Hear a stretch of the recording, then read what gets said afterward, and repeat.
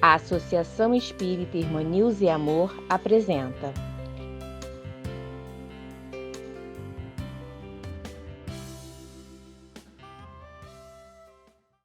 É com o coração cheio de gratidão que estamos aqui reunidos com as bênçãos de Deus, sob a luz dos ensinamentos da doutrina espírita, para conversarmos um pouco sobre o tema benefício do trabalho. Que a espiritualidade boa e amiga nos envolva para que possamos aprender e conseguir colocar em práticas as leis morais que o Espiritismo nos trouxe. E uma dessas leis morais que se destaca bastante é a lei do trabalho. E quando falamos que a doutrina espírita destaca a importância do trabalho, em que nós estamos nos respaldando? Vamos inicialmente lá no Evangelho segundo o Espiritismo, nossa base em Jesus Cristo. No capítulo 25, intitulado Buscai e Achareis, está escrito assim. Vamos ao slide. Evangelho segundo o Espiritismo, capítulo 25. Buscai e achareis. Item 1. Pedi e se vos dará. Buscai e achareis. Batei a porta e se vos abrirá. Porquanto quem pede recebe, e quem procura acha, e aquele que bate a porta abrir-se-á. Esse item é uma das falas de Jesus, no qual ele começa com o pedir. Pedir e se vos dará. É muito importante sabermos o que queremos, e o ato de pedir é usar da humildade no sentido de identificarmos que nós precisamos da ajuda constante de Deus e da espiritualidade boa e amiga. Embora Deus saiba o que precisamos e nos auxilie sempre, a nossa ligação com Ele é necessária para que possamos agir com mais confiança e equilíbrio, garantindo-nos o sucesso do trabalho iniciado. É importante sabermos que fazemos parte de uma grande engrenagem e dependemos uns dos outros para nos mantermos seguros e em evolução. Mas Jesus ensina que não devemos somente pedir, temos que ir à luta, ao campo de batalha para buscar o que precisamos. Não basta apenas ficar pedindo e esperando cair do céu sem nenhum esforço. Precisamos agir, entrar em ação para alcançar algo a mais. Precisamos bater a porta, precisamos procurar, sair da inércia e buscar meios para alcançarmos o que precisamos. Tem uma narrativa que acho muito bacana para ilustrar essa passagem. Ela começa assim. Narra-se que um sábio caminhava com os discípulos por uma estrada tortuosa, quando encontraram um homem piedoso, que ajoelhado rogava a Deus que o auxiliasse a tirar seu carro do atoleiro. Todos olharam o devoto, sensibilizaram-se e prosseguiram. Alguns quilômetros à frente havia um outro homem que tinha igualmente o carro atolado num lodaçal. Este, porém, esbravejava reclamando, mas tentava com todo empenho liberar o veículo. Empurrava, gritava, esbravejava. Comovido, o sábio propôs aos discípulos retirar o transporte do atoleiro. Após os agradecimentos, o viajante se foi feliz. Os aprendizes, surpresos, indagaram ao mestre: Senhor, o primeiro homem orava, era piedoso e não o ajudamos. Este que era rebelde e até praguejava, recebeu nosso apoio. Por quê? Sem perturbar-se, o nobre professor respondeu: aquele que orava aguardava que Deus viesse fazer a tarefa que a ele competia. O outro, embora desesperado por ignorância, empenhava-se, trabalhava, merecendo auxílio. Muitos de nós costumamos agir como o primeiro viajante. Diante das dificuldades que nos parecem insolúveis, acomodamo-nos, esperando que Deus faça a parte que nos cabe para a solução do problema. Não basta pedir ajuda a Deus, é preciso buscar conforme o ensino de Jesus. Buscai e achareis. Batei à porta e se vos abrirá.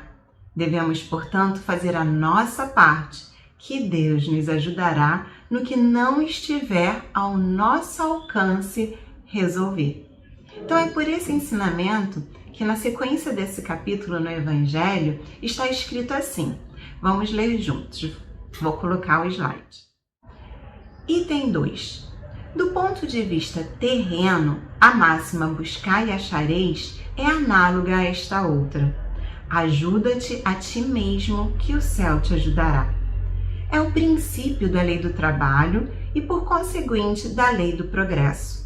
Porquanto o progresso é filho do trabalho, visto que este põe em ação as forças da inteligência.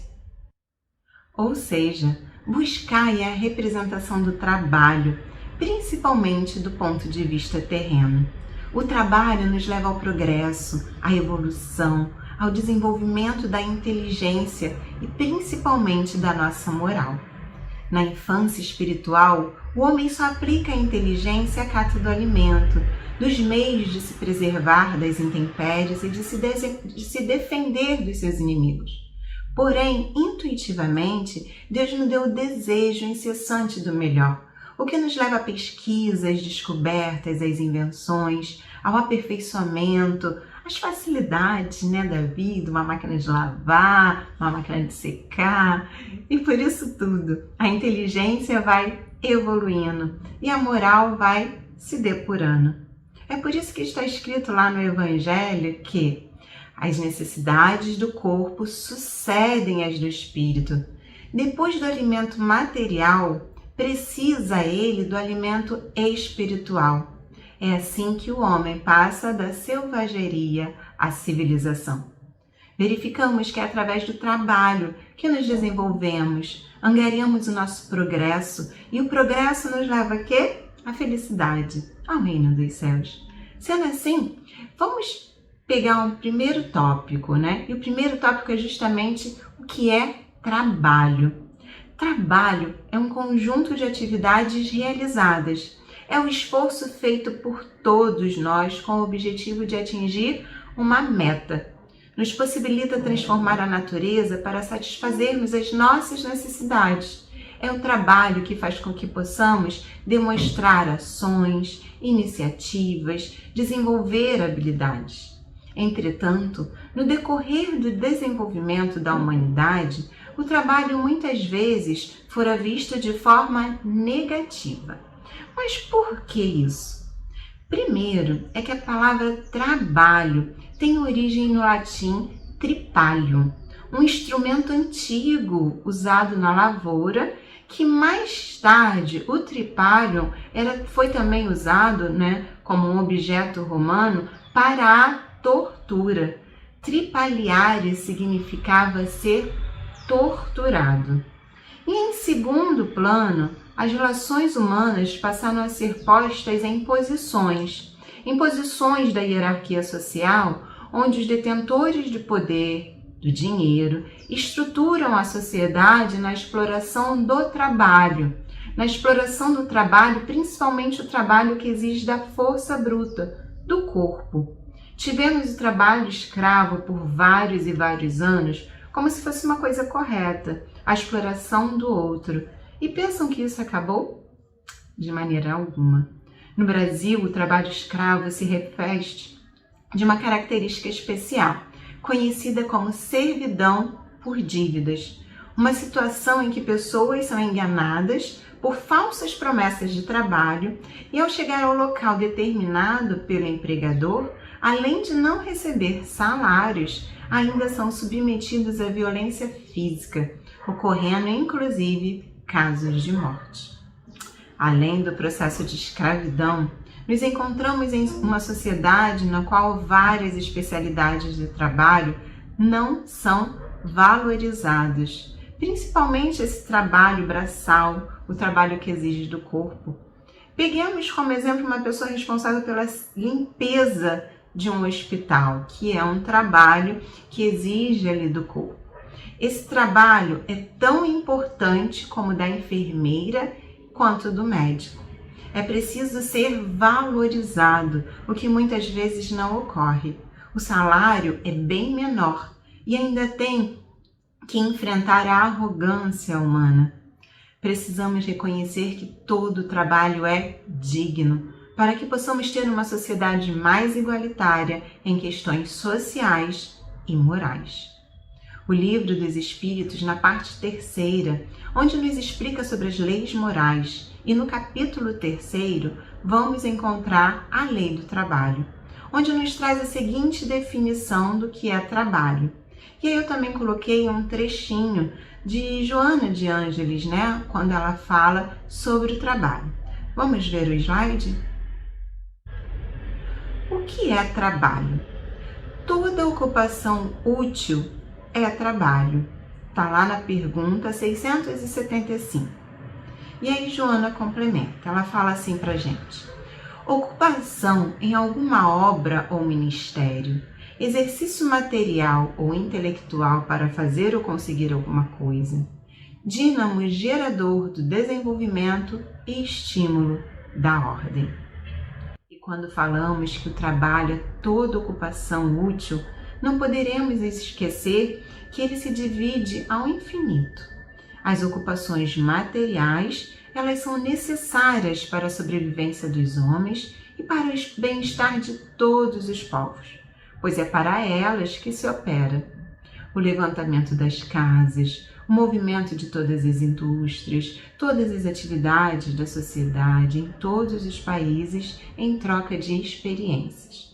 No entanto, existem também as ocupações morais, as espirituais, tão necessárias quanto as outras, ou muito mais, pelo aprimoramento das almas. Em Mateus, no capítulo 9, versículo 37, Jesus se dirigiu a seus discípulos e disse: a seara, na verdade, é grande, mas os trabalhadores são poucos. Jesus pede a todos os de boa vontade para ingressarem nas fileiras dos poucos trabalhadores, para aumentar o conjunto dos que amam os seus semelhantes e renunciam aos seus próprios interesses, interessando-se mais pelos que padecem. Cuidemos das ocupações materiais, porém não nos esquecemos do serviço que Deus, pela voz de Jesus, nos pede para fazer por amor. Por isso vemos aqui que o trabalho é uma lei moral. Vamos à questão 674. Ela diz assim pra gente: a necessidade do trabalho é lei da natureza? O trabalho é lei da natureza, por isso mesmo que constitui uma necessidade, e a civilização obriga o homem a trabalhar mais, porque lhe aumenta as necessidades e os gozos. Rodolfo Caligares, no seu livro As Leis Morais, colaborando no sentido de melhor detalhar esta resposta, ensina que o trabalho é uma lei da natureza e que ninguém se pode esquivar sem prejudicar-se, pois é por meio dele que o homem desenvolve sua inteligência e aperfeiçoa suas faculdades. Segundo ainda o autor, o trabalho honesto proporciona 3 realizações que todas as pessoas buscam. Primeiro, o trabalho fortalece o sentimento de dignidade pessoal. Segundo, o trabalho torna a pessoa respeitada na comunidade em que vive. E terceiro, o trabalho, quando bem realizado, contribui para a sensação de segurança. Então, para que o homem tenha êxito no trabalho, e como tal deve entender-se não necessariamente o ganho de muito dinheiro, de muitos recursos, mas sim uma constante satisfação íntima. É essencial que cada qual se dedique a um tipo de atividade de acordo com as suas aptidões e preferências, sem se deixar influenciar pela vitória de outro nesta ou naquela carreira. Ah, vou seguir tal profissão porque essa dá mais dinheiro. Não, você deve seguir o seu dom, o que você realmente gosta. Porque cada arte, ofício ou profissão exige determinadas qualidades que nem todos possuem. Existe uma frase atribuída a Confúcio que diz assim: faça o que você ama e você nunca terá que trabalhar um dia sequer na vida. Essa frase não é verdadeira? Se você gosta realmente do que faz, se você consegue a sua satisfação naquilo que você está fazendo, então você levará o seu trabalho levemente, da melhor forma possível, o trabalho realizado, e vai fazer sempre o melhor possível. Mas a realidade nem sempre é essa, não é mesmo? Às vezes os caminhos nos levam a outras direções. Quem não consiga uma ocupação condizente com o que desejaria, deve, para não ser infeliz, adaptar-se ao trabalho que lhe tenha sido dado, ao trabalho que surgiu, ao trabalho que apareceu. Esforça-se por fazê-lo cada vez melhor, mesmo que seja, às vezes, extremamente fácil, mas que você não dá muita atenção para o seu trabalho, mas esforça-se, faça o melhor de si, dê o melhor de si. Então isso também ajudará você a gostar dele. De outro lado, pelo fato de ser uma lei natural, o trabalho deve ser assegurado a todos os homens válidos que o solicitem, para que em contrapartida lhes seja exigido que atendam às necessidades próprias e da família, sem precisar pedir nem aceitar esmolas. O desemprego e, consequentemente, a fome, o desabrigo, a enfermidade, a prostituição, o crime, constituem provas de que a sociedade se acha mal organizada, carecendo de reformas radicais que melhor atendam à justiça social. As formas de trabalho que engrandecem e enobrecem nossa alma tornam-se ricas. São aqueles tesouros que a ferrugem e a traça não corrói, nem os ladrões podem roubar. Joana de Ângeles traça um paralelo muito interessante entre o trabalho remunerado, que é aquele trabalho que a gente recebe os recursos necessários para a nossa sobrevivência, e o que ela chama também de trabalho abnegação, o trabalho de doação ao outro, sem exigir nada em troca. Ela fala assim pra gente: mediante o trabalho remunerado, o homem modifica o meio, transforma o habitat, cria condições de conforto. Através do trabalho abnegação, do qual não decorre troca nem permuta de remuneração, ele se modifica a si mesmo, crescendo no sentido moral e espiritual. Utilizando-se do primeiro recurso, conquista simpatia e respeito, gratidão e amizade. Através da autodoação, consegue superar-se, revelando-se instrumento da misericórdia divina na construção da felicidade para todos. Vamos agora ler a questão 676. Ela nos diz assim: por que o trabalho se impõe ao homem? A resposta que a espiritualidade nos dá é essa aqui, por ser uma consequência da sua natureza corpórea, é expiação, ao mesmo tempo meio de aperfeiçoamento da sua inteligência. Sem o trabalho, o homem permaneceria sempre na infância quanto à inteligência. A espiritualidade maior confirma que o trabalho é imposto ao homem por ser uma consequência da sua natureza corpórea. É também um meio de aperfeiçoamento da sua inteligência. Sem o trabalho, o homem permaneceria sempre na infância quanto à inteligência. Por isso é que seu alimento, sua segurança e seu bem-estar depende do seu trabalho e da sua atividade. Ao extremamente fraco do corpo, outorgou Deus a inteligência em compensação.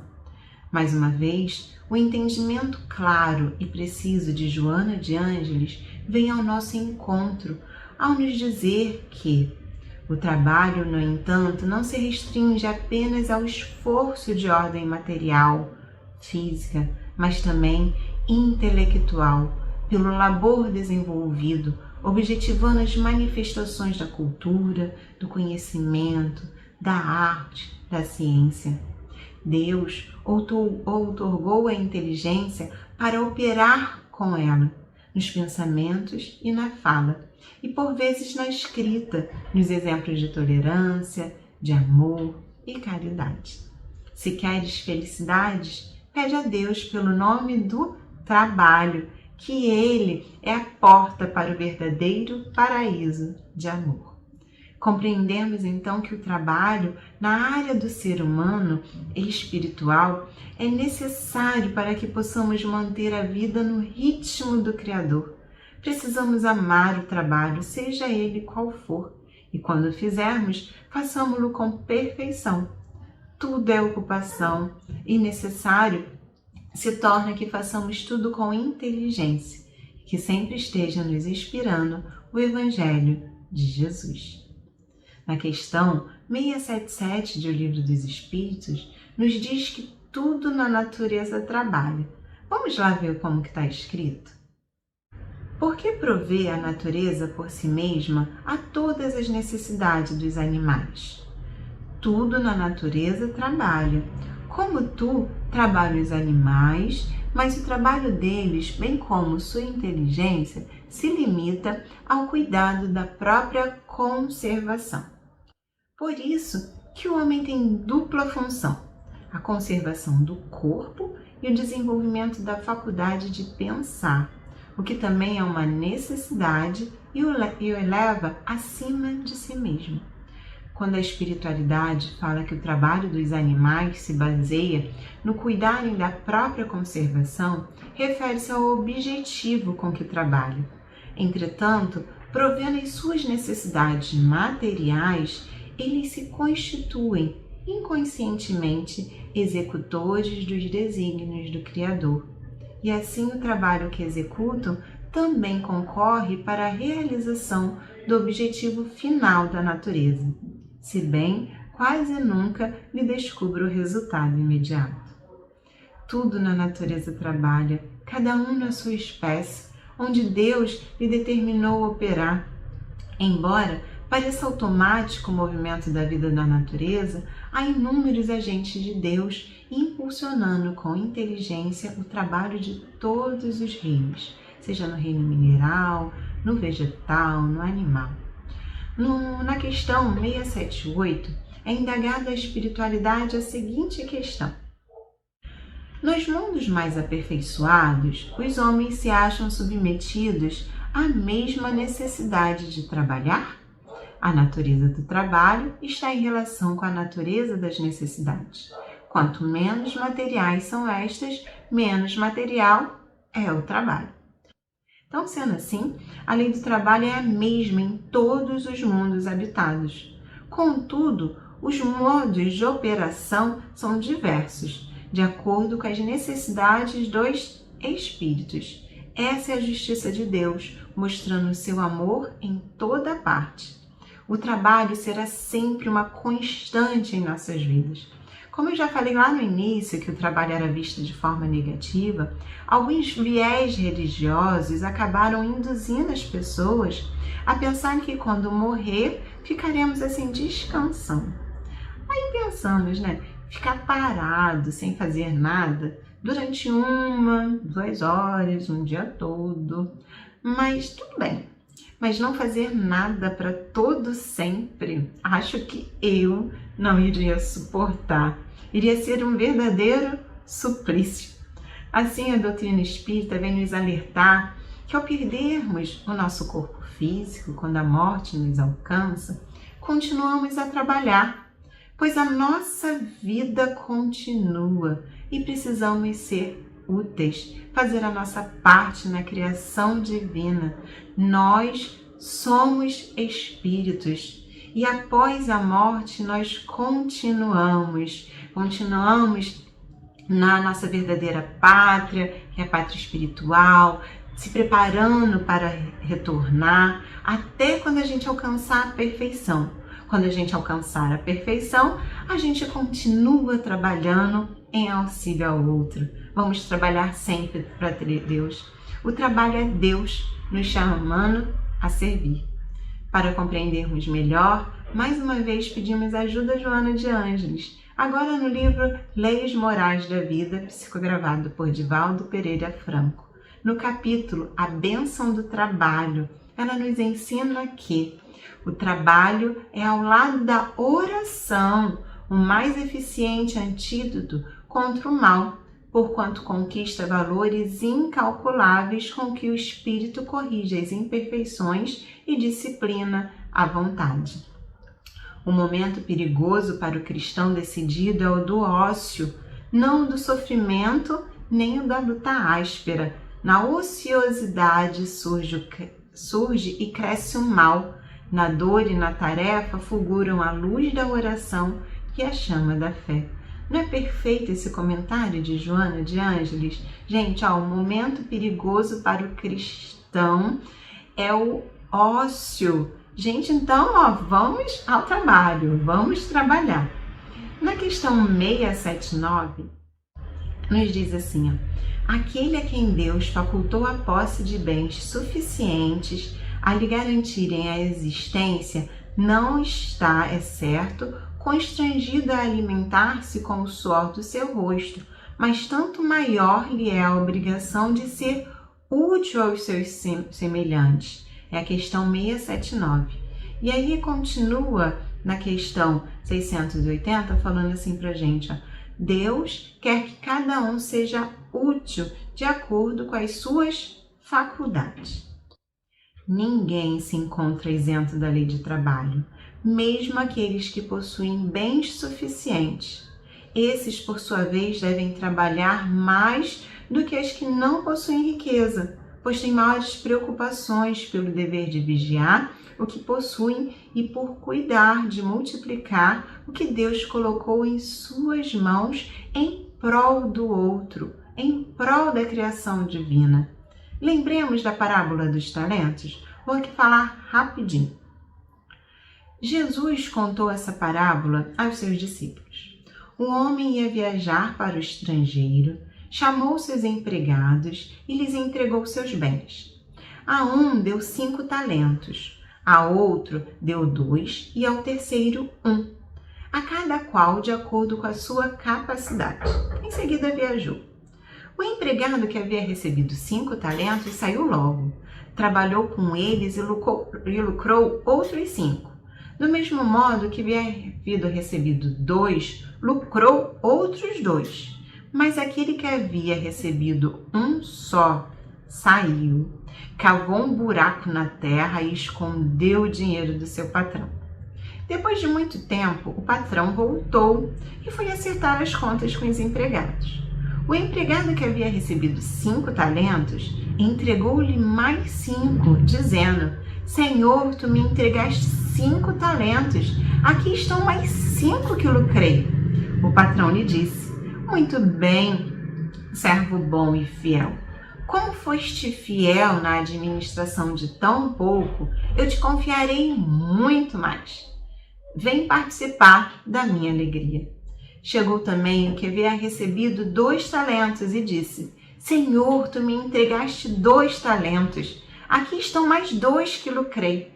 O patrão lhe disse: Muito bem, bom e fiel. Como foste fiel na administração de tão pouco, eu te confiarei muito mais. Vem participar da minha alegria. Por fim chegou aquele que havia recebido 1 talento e disse: Senhor, que és um homem severo, pois colhes onde não plantaste e ceifas onde não semeaste. Por isso fiquei com medo e escondi o teu talento no chão. Aqui tens o que te pertence. O patrão lhe respondeu: servo mau e preguiçoso, tu sabias que eu colho onde não plantei e que seivo onde não semeei? Então devias ter depositado meu dinheiro no banco, para que ao voltar eu recebesse com juros o que me pertence. Em seguida, o patrão ordenou: tirai dele o talento e dai-o àquele que tem 10, porque a todo aquele que tem será dado mais, e terá em abundância. Mas aquele que não tem, até o que tem lhe será tirado. Quando a este servo inútil, jogai lá fora na escuridão. Aí haverá choro e ranger de dentes. Temos o dever de multiplicar os talentos recebidos. Quanto mais cresce a alma, mais obrigações a sua consciência lhe impõe. Tornamos a dizer: ninguém é isento da lei do trabalho, lei universal para todas as criaturas, em todos os mundos, quer sejam materiais ou espirituais. Cumpre a todos trabalhar, porque Deus não para. E Jesus falou: meu Pai trabalha sempre, eu também trabalho. Observamos que tudo no mundo se movimenta, das células aos órgãos, e destes ao soma. O complexo humano constitui um fulcro de movimentos constantes, buscando aprimoramento. Inutilidade, não existe esta palavra no dicionário divino. Ninguém é inútil para trabalhar. Alguém pode não fazer o serviço que desejava realizar. No entanto, como o trabalho se estende em ramificações diversas, as lides são muitas e pode escolher aquela que as suas forças têm a capacidade de realizar. O homem inteligente, principalmente o espiritualista, sabe disso, e ainda que esteja preso a um leito, pode usar a palavra em auxílio dos que vêm visitá-lo e que às vezes estão carregados de problemas e com as suas mentes tisnadas de infortúnio. Deixo aqui como grande exemplo a lembrança de Jerônimo Mendonça, conhecido como o Gigante Deitado. Pesquisem sobre a vida dele. Foi um grande trabalhador, palestrante, escritor espírita, que juntamente com Chico Xavier, seu amigo, trabalhou pelas causas sociais e pela divulgação da doutrina espírita. Mas em que Jerônimo Mendonça se destaca? Por que eu estou falando aqui nele? Gente, ele estava paralisado em uma cama ortopédica, sentia dores, artroses e ainda ficou uma parte da vida cego. Tinha tudo para não fazer nada se ele quisesse, apenas reclamar. Mas apesar de todas as dificuldades, ele continuou trabalhando arduamente pelo ideal espírita, levando conforto com a doutrina e principalmente com seu exemplo. Tenho até vergonha, quando lembro dele, porque muitas vezes, quando estamos com algum problema de saúde, a primeira coisa que quero fazer é não fazer nada. E esquecemos que quando estamos com problemas, a melhor coisa é não ficar parado, entrar em atividade, ativar a mente para coisas boas. Senão os problemas, sejam de qual a ordem for, fazem ninho em nossas cabeças e só pioram o sofrimento. Portanto, vamos estar em ação, sempre, sendo útil de acordo com as nossas faculdades. A lei da natureza impõe aos filhos a obrigação de trabalharem para seus pais, do mesmo modo que os pais têm que trabalhar para os seus filhos. Questão 681. Cooperação. Os pais têm a obrigação de cuidar de seus filhos, pois a eles foi dado esse dever. Por outro lado, os filhos têm o dever sagrado de cuidar de seus pais quando estes já são idosos ou estarem presos ao leito por uma enfermidade. É uma troca de auxílio para o bem e a tranquilidade de consciência de todos.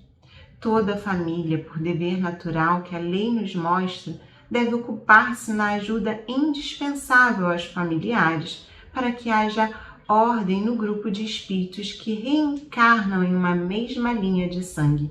O amor filial vibra por dentro, assim como o amor paterno, e os dois se encontram em obediência à lei do amor universal. Miramês nos diz assim: filhos e pais, é imprescindível que deis as mãos rompendo barreiras e alcançando conceitos que vos possam salvar. E é na caridade, sem peias, que a luz poderá invadir os corações e libertar todos os sentimentos a serviço do amor. Que possamos valorizar os elos familiares. É uma bênção divina no desenvolvimento espiritual, do desenvolvimento do amor. Mas a gente se pergunta, mas eu posso descansar? Só um pouquinho? Vamos ao Livro dos Espíritos? E o repouso? O repouso serve para a reparação das forças do corpo e também é necessário para dar um pouco mais de liberdade à inteligência. O limite do trabalho é o limite das forças. Ainda estamos no estágio inferior da evolução, utilizando um corpo material que precisa sim de descanso, de repouso, para a reparação das forças do corpo. Por isso que a espiritualidade fala que o limite do trabalho é o limite das forças. E muitas vezes, quando estamos cansados, não conseguimos nem pensar direito. Então é importante saber dosar o trabalho e o repouso. Passear com a família, descansar, é uma maneira de adquirir forças para continuar trabalhando. Em suma, resumindo isso tudo, a esse respeito Deus deixa inteiramente livre o homem. Sendo o trabalho uma lei natural, o repouso é consequentemente conquista a que o homem faz jus, para um primeiro momento refazer as forças do corpo e, na sequência, para dar um pouco mais de liberdade à inteligência, a fim de que se eleve acima da matéria. E assim, nos dirigindo para o final do nosso estudo, trago uma mensagem de Emmanuel, que ela nos diz assim: a luta e o trabalho são tão imprescindíveis ao aperfeiçoamento do espírito como o pão material é indispensável à manutenção do corpo físico. É trabalhando e lutando, sofrendo e aprendendo que a alma adquire as experiências necessárias na sua marcha para a perfeição. Emmanuel. Que Deus nos permita a satisfação de continuar sempre trabalhando, sendo úteis. Trabalhemos para Jesus e com Jesus, hoje, agora e sempre. Um grande abraço no coração de todos vocês e foi muito bom para mim poder estar aqui, trabalhando um pouquinho em prol da doutrina espírita. Muita luz e muita paz a todos vocês. Convidamos a todos para assistirem à próxima palestra em nosso canal. Aguardamos vocês!